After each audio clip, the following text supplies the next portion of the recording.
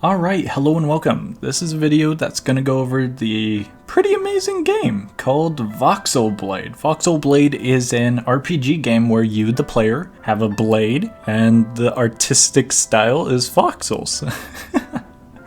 Pretty self-explanatory, but we'll dive deeper. The game is an RPG game where you, the player, can evolve your sword into different swords, get a playstyle build, you can get a class or what the game calls a guild, join a guild, and you can fight monsters, players, and just adventure in this amazing, enormous world. The game starts off with a pretty good introduction with some information as it loads in, and then you get to a main menu. If you already have a character, you can continue with it, or you can start a new character. You can only have one character per account, I believe. When you start a character, you can customize their hair, their race, their skin, their face as in the mouth or eyes, either or, to whatever you want it to be or look like. Similarly to other RPG adventure games like Rogue Lineage or Exoria, race actually comes with some benefits. If you pick human, you might have looting as a benefit, like 10% bonus I think it was.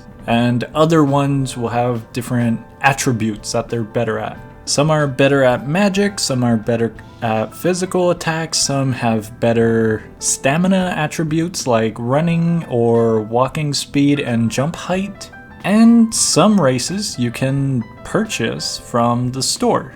There are 5 current ones that you can purchase as game passes. Once you actually get into the world, you are greeted by an NPC who basically opens up the world to you. The statue in front of you is a place where you will go to get better enhancements for your sword when you meet the requirements, such as level 10, 30, and 60. You can also get different advancements when you join a guild. A guild is basically learning under the wing of a trainer or master. It's kind of like a class, so if you want to become like a cleric, which is a healer, then you would go find a cleric and meet his requirements. I believe there are about 8 different guilds in the entire game as of currently.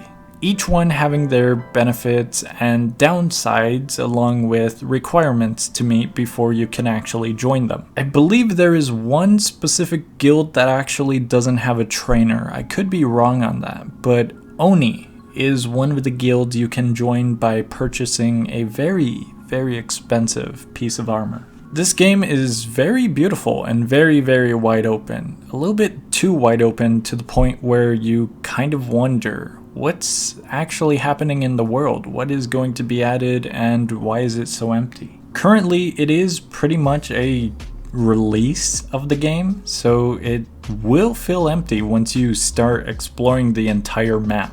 Despite that, you can go around talking to NPCs, learning about them and the world around you, along with doing quests that a ton of them give you. On top of all that, you have to manage different pieces of equipment, your stats, and players around you as they can kill you. Not only do you have to worry about mobs around the world, but yes, you can battle other players. The entire map is pretty much a PvP zone except for towns. Here's where my opinion comes into this all. It's a really fun game. I've gotten addicted to it. It's a great game. I enjoy it a lot. I started playing it, I was like, oh yeah, this is like Rogue Lineage, but it's kind of child friendly in a way.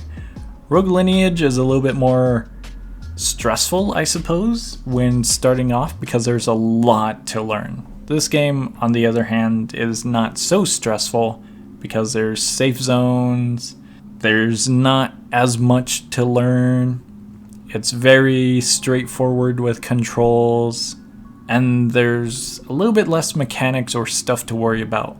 Unlike Rogue Lineage, when you die in this game, it's actually not that bad. You only lose a small amount of experience and you lose a small amount of money. You don't lose any of your resources. There's no permadeath as far as I know or have encountered.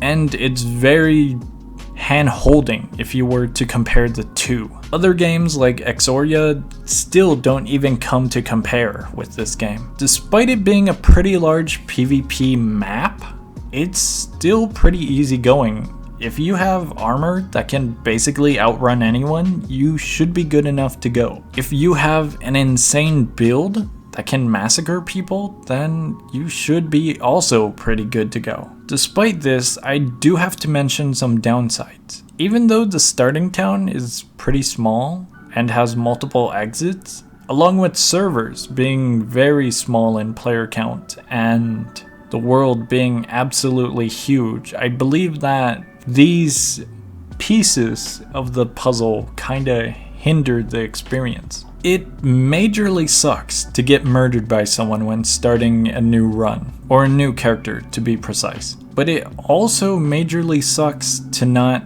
be able to interact with players or even have much to explore. The world itself is very, very wide and open, but around the town locations, one single person, if they feel confident enough, they can guard pretty much the town and get free kills off of people. Despite all the multiple exits, it's pretty annoying.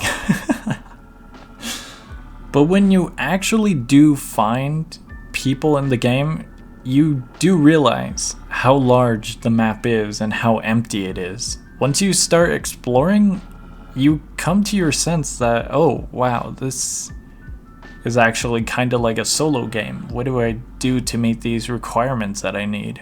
The game has a reputation system. If you want to become like a vampire, I believe you need negative rep. If you want to become a specific class, I think a cleric, you need positive rep. To obtain rep, one of the main methods is by killing players. Kill players for negative rep and kill bad players for positive rep.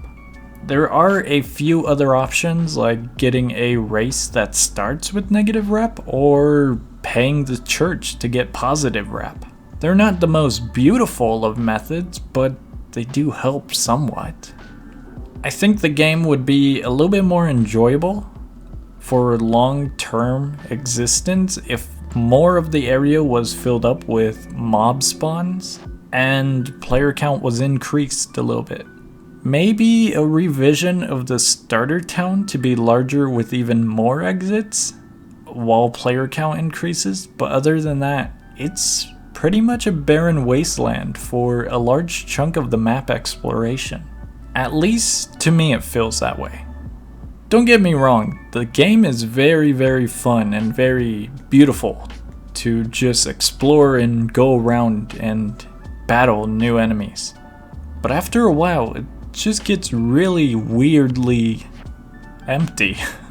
A message or text should have been displayed in the beginning of this video. That the link down below if you want to give this game a try will be down in the description. And I would fully recommend this game. This game is very fun. I found myself playing it for quite a few hours. I've made 3 different characters to try out different builds, to try different guilds, and I enjoyed the game. It's pretty fun, but it is definitely like a kid-friendly version of Rogue Lineage.